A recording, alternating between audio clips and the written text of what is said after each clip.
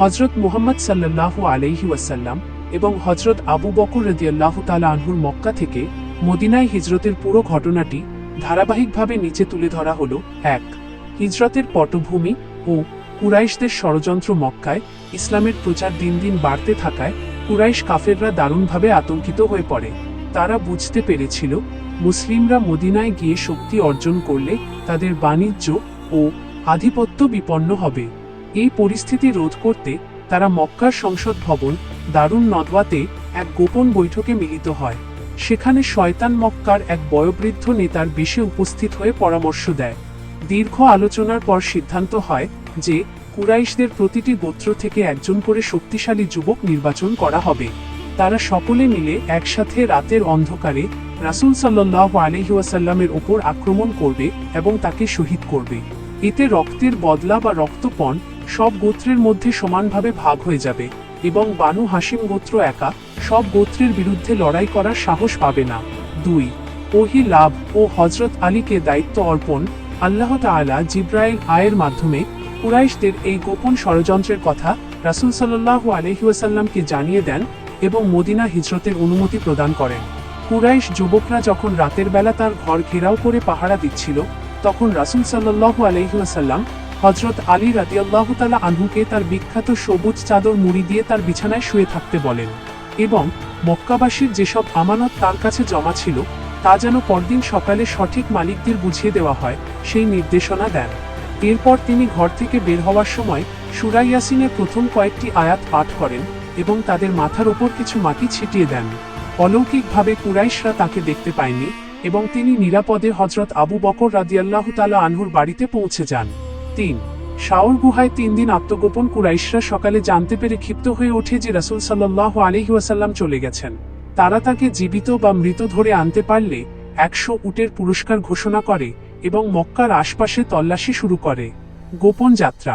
ধাওয়া এড়াতে রাসূল সাল্লাল্লাহু আলাইহি ওয়াসাল্লাম ও হযরত আবু বকর রাদিয়াল্লাহু তাআলা আনহু মদিনার বিপরীত দিকে অর্থাৎ দক্ষিণ দিকের শাওর গুহার ঘর আল থাওর উদ্দেশ্যে রওনা হন। পথ দেখানোর জন্য তারা একজন অভিজ্ঞ গাইড বা পথপ্রদর্শক আব্দুল্লাহ বিন উরাইকিত ভাড়া করেছিলেন। শাওর গুহায় অবস্থান। তারা এই গুহায় টানা ৩ দিন ও ৩ রাত লুকিয়ে থাকেন। এই সময়ে হযরত আবু বকর রাদিয়াল্লাহু তাআলা আনহুর পুত্র আব্দুল্লাহ রাতে তাদের মক্কার খবরাখবর পৌঁছে দিতেন। কন্যা আসমা রাদিয়াল্লাহু তাআলা আনহা খাবার নিয়ে আসতেন এবং রাখাল আমির বিন ফুহায়রা ছাগল চড়ানোর উছিলায় রাতের বেলা দুধ দিয়ে যেতেন ও তাদের পায়ের চিহ্ন মুছে ফেলতেন। আল্লাহর অলৌকিক সাহায্য। কুরাইশরা খুঁজতে খুঁজতে একসময় শাওর গুহার মুখের একদম কাছাকাছি চলে আসে। তখন কিছুটা উদ্বিগ্ন হয়ে হযরত আবু বকর রাদিয়াল্লাহু তাআলা আনহু নিচু স্বরে বলেন, হে আল্লাহর রাসূল, তাদের কেউ যদি একটু নিচের দিকে তাকায় তবেই আমাদের দেখতে পাবে। তখন পরম শান্ত কণ্ঠে রাসূল সাল্লাল্লাহু আলাইহি ওয়াসাল্লাম বলেন, হে আবু বকর, দুজন সম্পর্কে আপনার কি ধারণা যাদের তৃতীয় জন হলেন স্বয়ং আল্লাহ? সে সময় আল্লাহ তাআলার হুকুমে গুহার মুখে একটি মাকড়সা দ্রুত জাল বুনে ফেলে এবং একটি বন্য কবুতর ডিম পেড়ে বসে থাকে। তা দেখে কুরাইশরা ভেবে নেয় যে এখানে দীর্ঘদিন ধরে কেউ প্রবেশ করেনি, ফলে তারা ফিরে যায়। ৪. সুরাকার ঘটনা। গুহা থেকে বের হয়ে মদিনার পথে যাওয়ার সময় কুরাইশদের সেই পুরস্কারের লোভে সুরাকা বিন মালিক নামের এক অশ্বারোহী তরবারি হাতে তাঁদের পিছু নেয়। সে যখন একেবারে কাছাকাছি চলে আসে তখন অলৌকিকভাবে প্রতিবারই তার ঘোড়ার সামনের পা হাঁটু পর্যন্ত বালুর ভেতরে গেঁথে যাচ্ছিল। সে বুঝতে পারে এটি কোনো সাধারণ বিষয় নয়।